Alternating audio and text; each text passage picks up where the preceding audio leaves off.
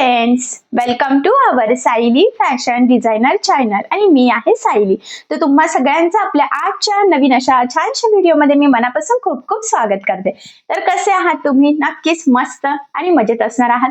आणि आज मी तुमच्या सोबत खूप सुंदर अशी ब्लाउज डिझाइन शेअर करणार आहे। ऍक्च्युअली बऱ्याचदा आपल्याला त्याच ब्लाउज डिझाइन बघून कंटाळा येतो, वेगळी युनिक आणि साडीला खूप सुंदर असं लुक येणारे डिझाइन बनवायची असते। त्याचबरोबर कस्टमरला सुद्धा आपल्याला नवीन डिझाइनची आयडिया द्यायची असते, तर कशी द्यावी हे सुचत नाही। तर आजची जी काही डिझाइन आहे खरं तर ही खूप सुंदर आहे आणि सगळ्यात इम्पॉर्टंट म्हणजे मी तुम्हाला आजच्या ह्या डिझाइनची कटिंग आणि स्टिचिंग दोन्ही पण अतिशय सावकाश स्टेप बाय स्टेप आणि खूप काही महत्त्वाच्या टिप्स अँड ट्रिक्स सांगणार आहे, जेणेकरून तुम्हाला आपला आजचा हा व्हिडिओ बघून फक्त अशी डिझाइन बनवणंच नाही तर ती प्रॉपर फिनिशिंग सहित म्हणजे कशी बनवावी तर हे देखील सहजच लक्षात येईल। ठीक आहे, सो चला मग वेळ न घालवता आपण आपल्या आजच्या छानशा व्हिडिओला सुरुवात करूयात आणि आपला आजचा हा व्हिडिओ तुम्ही स्किप न करता पूर्ण नक्की बघा, जेणेकरून तुम्हाला आपला आजचा हा व्हिडिओ बघून अशी छानशी ब्लाउज डिझाइन बनवणं खूपच सोपं जाईल। म्हणजे मी अगदी सोप्या पद्धतीने सांगणार आहे, जेणेकरून बाय चान्स जरी तुम्ही कोणी नवीन शिकत असाल तरी सुद्धा तुम्हाला आपला आजचा हा व्हिडिओ बघून डिझाइन बनवणं खूपच सोपं जाईल। ठीक आहे,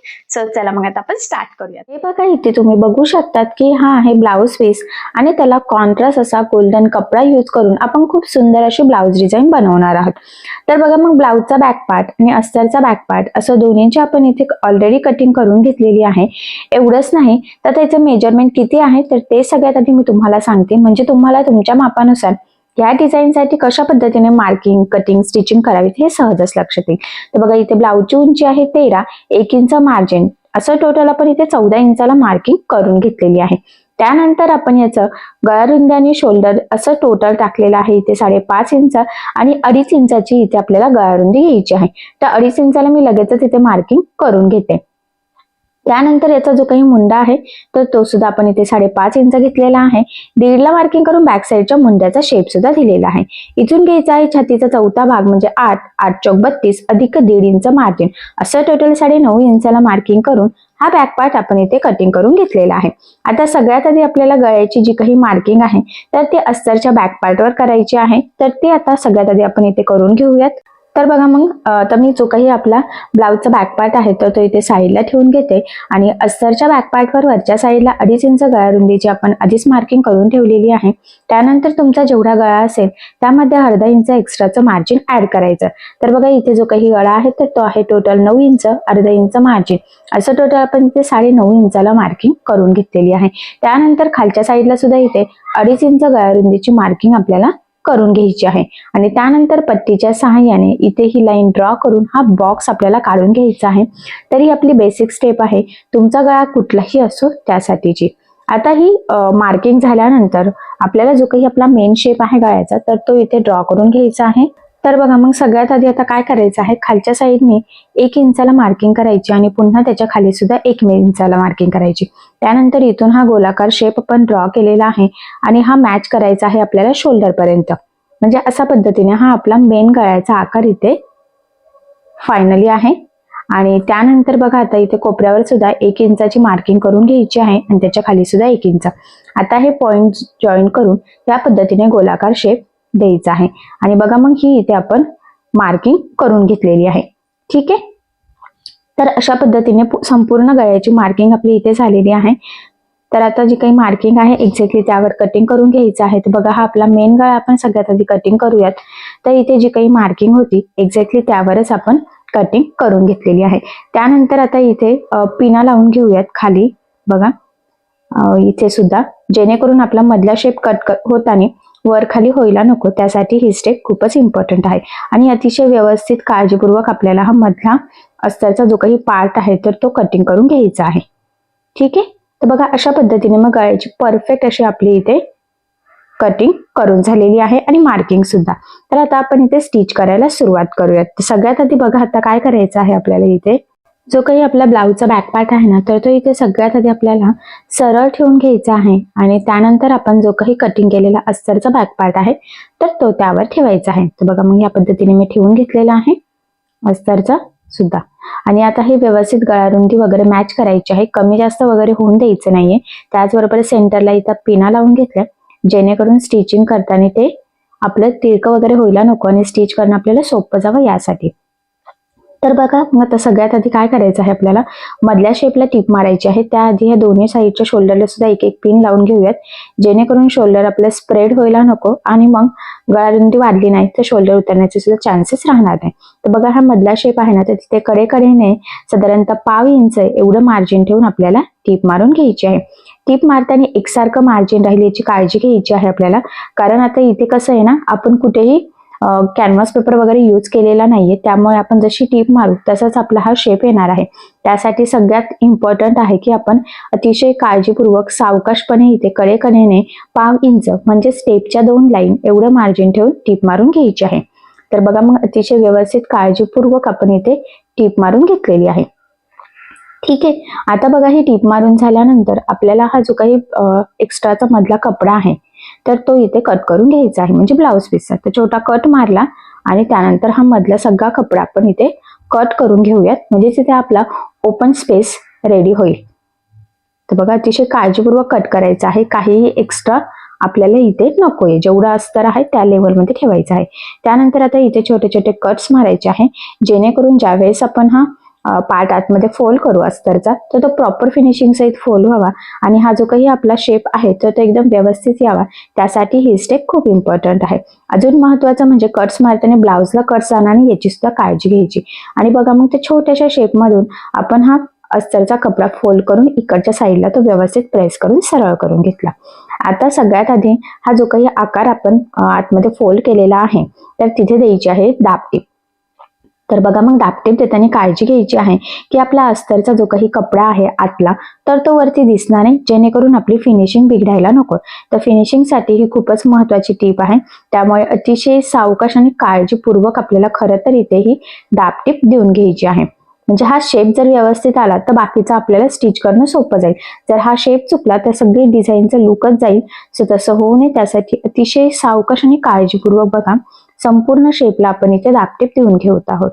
तर बघा हा मध्ये ओपन होता, त्यामुळे सगळ्यात आधी आपल्याला हा शेप इथे रेडी करावा लागला. तुम्ही हा शेप कॅनव्हास वर लावून सुद्धा करू शकता.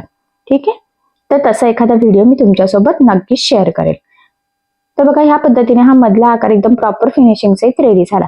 त्यानंतर आता काय करायचं आपल्याला, अस्तर आणि मेन फॅब्रिक म्हणजे अस्तर आणि ब्लाऊज पीस कडेकडेने सर्व साईडनी आहे तसं जोडून घ्यायचं. आता हे जोडताना जेवढं शक्य आहे तेवढं कमीत कमी मार्जिन इथे आपल्याला पकडायचं आहे, कारण हे मार्जिन आपण कुठेही कॅल्क्युलेट केलेलं नसतं, म्हणजे कटिंग वगैरे करताना.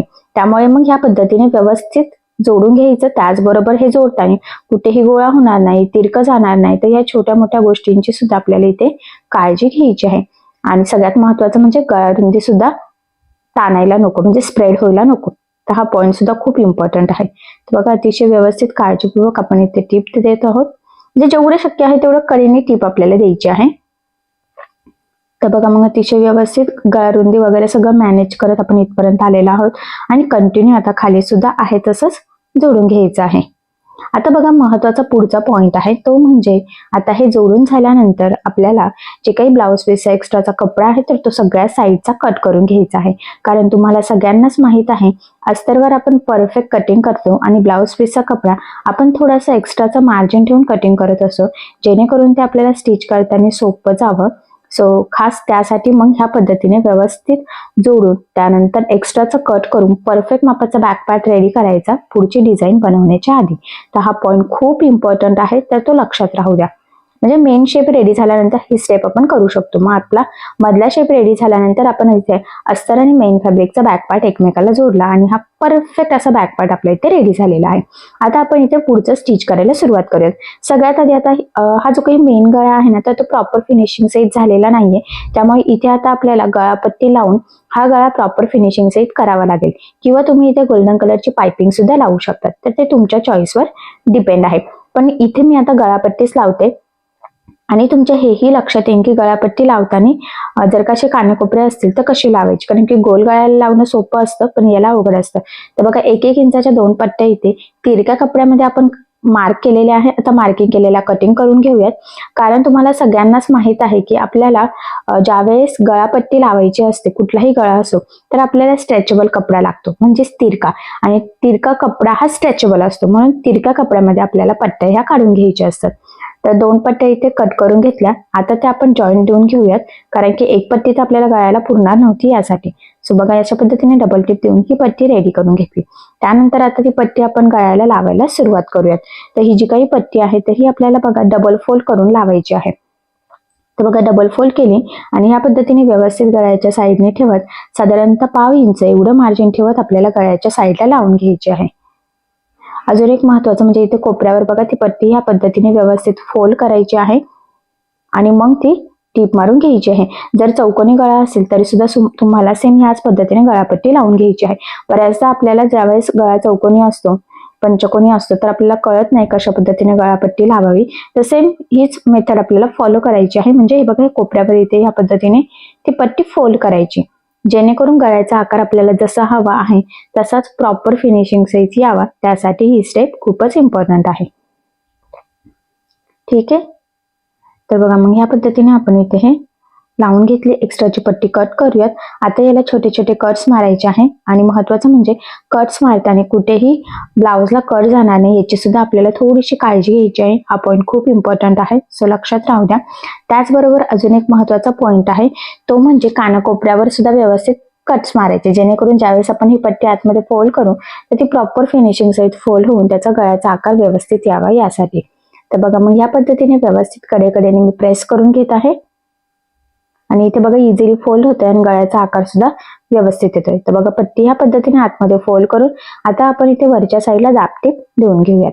तर बघा आता इथे सुद्धा दाबटीप देताना काळजी घ्यायची आहे की जो काही आपला अस्तरचा आतला पट्टीचा कपडा आहे तर तो वरती दिसायला नको, जेणेकरून आपली फिनिशिंग बिघडणार नाही. तर फिनिशिंग साठीची ही खूपच महत्वाची टीप आहे. तर ही सुद्धा तुम्ही व्यवस्थित आठवणीने फॉलो करायची आहे. तर तुमच्या इथे लक्षात येईल की किती व्यवस्थित काळजीपूर्वक मी लावत आहे आणि याचा जो काही कानाकोपरा होता तर तो सुद्धा व्यवस्थित फोल्ड झालेला आहे.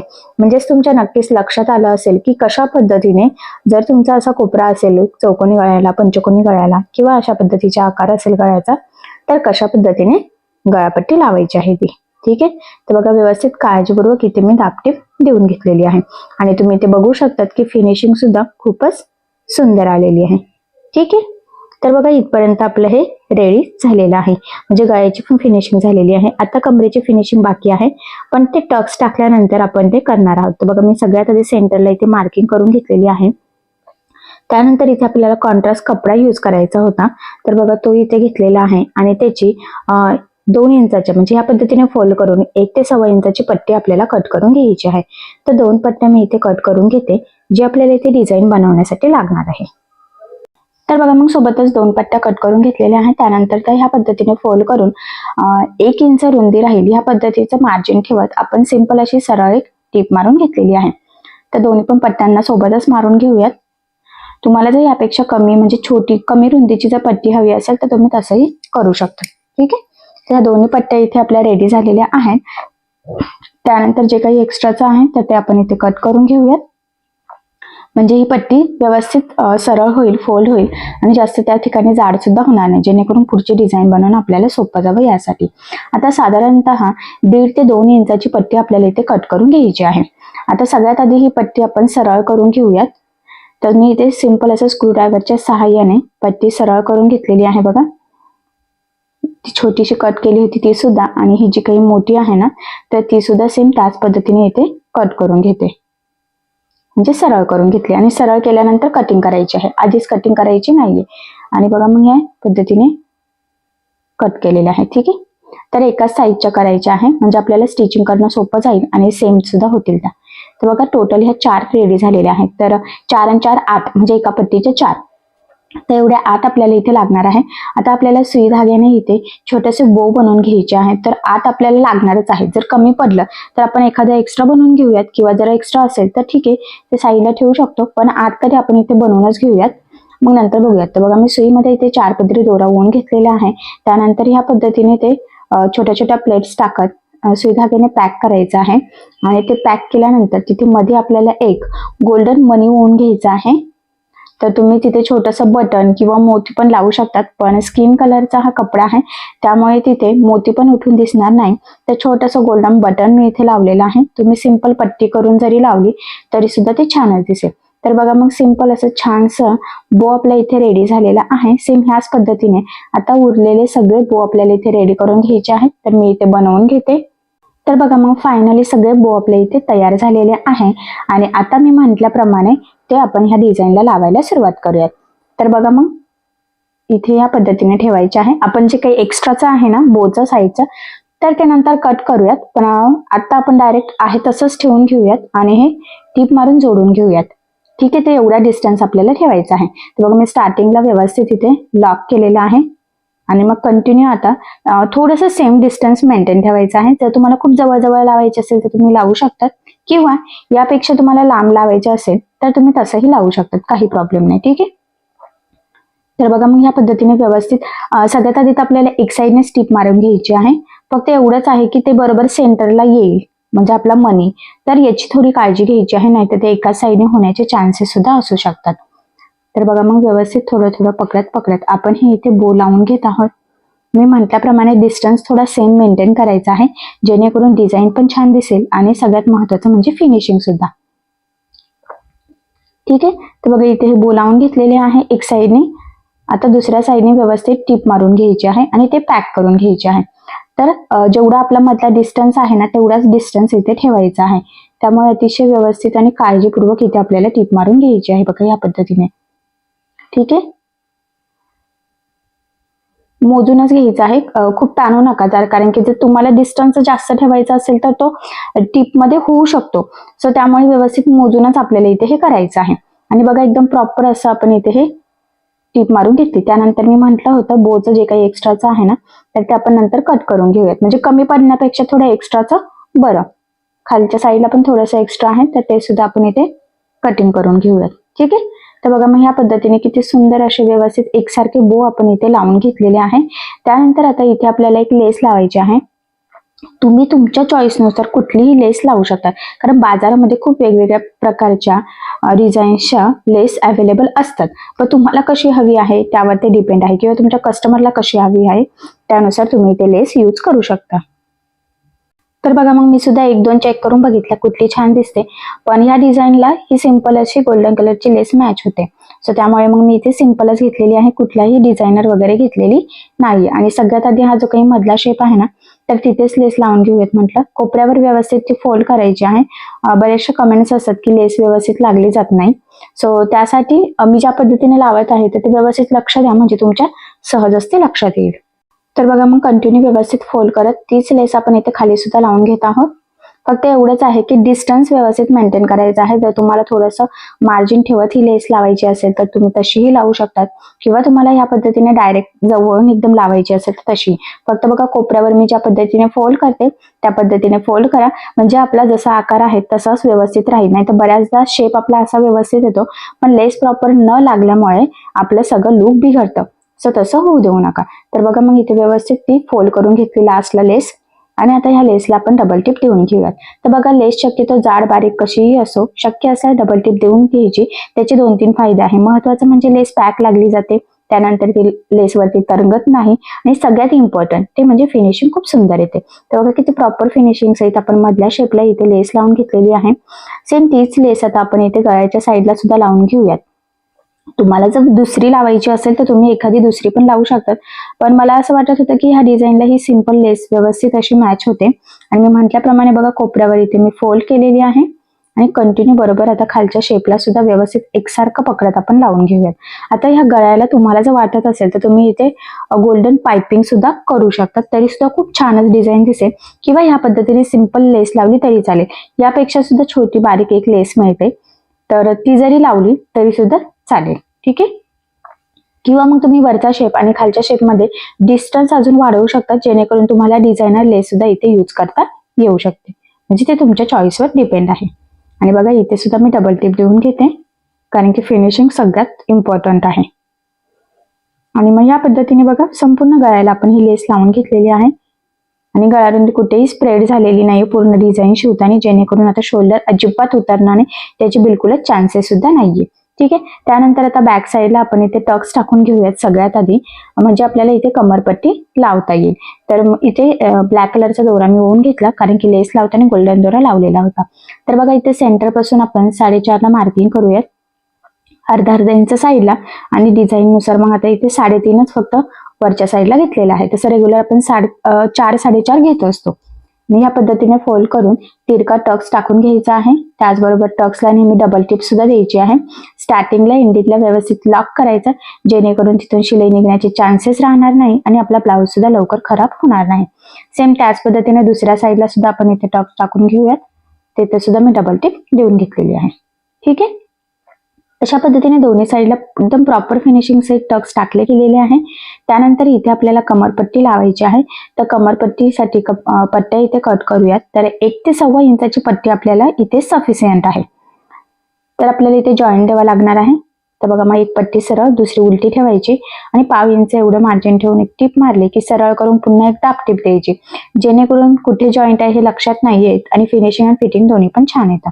त्यानंतर बघा, सरळ व्यवस्थित मी ही पट्टी एकदा करून घेते आणि आता हा पार्ट सरळ ठेवायचा, त्यावर पट्टी ठेवायची आहे आणि अर्धा इंच एवढं मार्जिन ठेवून आपल्याला इथे ही पट्टी जॉईन करून घ्यायची आहे. कारण तुम्हाला सगळ्यांना माहित आहे, उंचीमध्ये 1 इंच आपण एक्स्ट्रा घेत असतो. तर अर्धा इंच आपलं कमरेत जातं आणि अर्धा इंच आपलं शोल्डरमध्ये जातं. त्यामुळे इथे अर्धा इंच गेलेलं आहे. त्यानंतर पट्टी आतमध्ये फोल्ड करून वरच्या साईडला दाबटीप देऊन घ्यायची आहे. आणि इथे सुद्धा दाबटीप देताना काळजी घ्यायची आहे की जो काही आपला अस्तरचा कपडा आहे तर तो वरती दिसणार नाही, जेणेकरून आपली गळ्याची फिनिशिंग बिघडायला नको. तर फिनिशिंगसाठीची ही सुद्धा खूप इम्पॉर्टंट टिप आहे, तर ही तुम्ही आवर्जून फॉलो करा. ठीक आहे. तर बघा, मग अशा पद्धतीने इथे आपली कमरपट्टी लावून झालेली आहे. ब्लाऊज पूर्ण झाल्यानंतर आपण तिथे हातशिलाई करणार आहोत. त्यानंतर इथे आपल्याला रेडीमेड गोल्डन कलरचे नॉट लावायचे आहे आणि त्यासाठी सिंपल असे आपण इथे लटकन बनवून घेणार आहोत. तर गळ्याचा मधला जो काही ब्लाऊज पीसचा कपडा होता तोच इथे घेतलेला आहे आणि 2 चौकोन इथे कट करायचे. त्यानंतर ते आपल्याला बघा या पद्धतीने फोल्ड करून कडेने एक टीप मारून जॉईन करून घ्यायचे आहे. सेम दोन्ही पण. ठीक आहे. आता हे या पद्धतीने झाल्यानंतर साईडचा एक्स्ट्राचा कट करून घ्यायचा आहे, जे काही थोडंफार एक्स्ट्रा असेल ना ते. आणि त्यानंतर बघा, आता ह्या पद्धतीने ते मध्यभागी बरोबर दोन्ही टोकं फोल्ड करायचं, त्यामध्ये नॉट टाकून इथून ह्या पद्धतीने टीप मारून घ्यायची आहे. इथे टीपला स्टार्टिंग एंडिंगला व्यवस्थित डबल टीप द्यायची आहे, म्हणजे तिथून शिलाई निघण्याचे चान्सेस राहणार नाही. सेम दुसऱ्या साईडला पण तसंच केलं. त्यानंतर एक्स्ट्राचं कट करायचं आहे साईडचा आणि आता आपण हे सरळ करून घेऊयात. ठीक आहे. तर बघा, मग किती सुंदर असे प्रॉपर छान असे वेगळ्या पद्धतीचे लटकन इथे रेडी झालेले आहेत. आता आपण हे बॅक साईडला लावून घेऊयात. तर साधारणतः 2.5 ते 3 इंच खाली आपल्याला हे लावायचं असतं, म्हणजे शोल्डर पासून खाली. तर डबल टिप देऊन व्यवस्थित लॉक करायचं आणि तीच मार्किंग दुसऱ्या साईडला सुद्धा करून घ्यायची, जेणेकरून आपले दोन्ही पण नॉट व्यवस्थित एकाच लेवलमध्ये लागले जावेत यासाठी. हे बघा. ठीक आहे. तर अशा पद्धतीने आपण हे नॉट सुद्धा लावून घेतलेले आहे. एका ब्लाऊजला 1 मीटर नॉट सफिशियंट असते. तर बघा, मग अशा पद्धतीने खूप सुंदर असं कॉन्ट्रास्ट गोल्डन कलरचा कपडा यूज करून आपण इथे ही न्यू लुक मधली छान अशी डिझाईन बनवलेली आहे. ते सुद्धा कॅनव्हास पेपर न लावता मी तुम्हाला ही डिझाईन सांगितलेली आहे. तर बघा, मग फायनली खूप सुंदर असं कलर कॉम्बिनेशन सहित आपण आज ही छान अशी ब्लाऊज डिझाईन बनवून घेतलेली आहे, तेही अगदी सोप्या पद्धतीने. मी म्हटल्याप्रमाणे इथे आपण कुठेही कॅनव्हास पेपर यूज केलेला नाहीये, कारण ही डिझाईन बऱ्याचदा कॅनव्हास पेपर शिवाय होऊ शकत नाही. पण तरी सुद्धा मी बिना कॅनव्हास पेपरची प्रॉपर फिनिशिंगच्या टिप्स अँड ट्रिक्स ही तुम्हाला ही डिझाईन सांगितलेली आहे. सो अशी डिझाईन तुम्ही नक्की ट्राय करून बघा. नक्कीच या डिझाईनमुळे तुमच्या साडीला आणि ब्लाऊजला खूप सुंदर असं लुक येईल. सो बघा, मग फायनली खूप छान अशी डिझाईन आपली तयार झालेली आहे. लुक सुद्धा खूप छान आला, सगळ्यात इम्पॉर्टंट म्हणजे फिनिशिंग सुद्धा. सो नक्कीच आजच्या ह्या डिझाईनमुळे साडीला ब्लाऊजला खूप सुंदर अशी लुक येईल. सो ही डिझाईन तुम्ही नक्की ट्राय करून बघा आणि जर तुम्हाला यामध्ये काही प्रॉब्लेम येत असेल तर मला कमेंट करून नक्कीच कळवा. मी तुमच्या प्रश्नाचे उत्तर देण्याचा नक्कीच प्रयत्न करेन. ठीक आहे. सो चला मग आता आपण आपला आजचा छानसा व्हिडिओ इथेच थांबूयात आणि तुम्हाला आपला आजचा व्हिडिओ कसा वाटला हे कमेंट करून नक्की कळवा.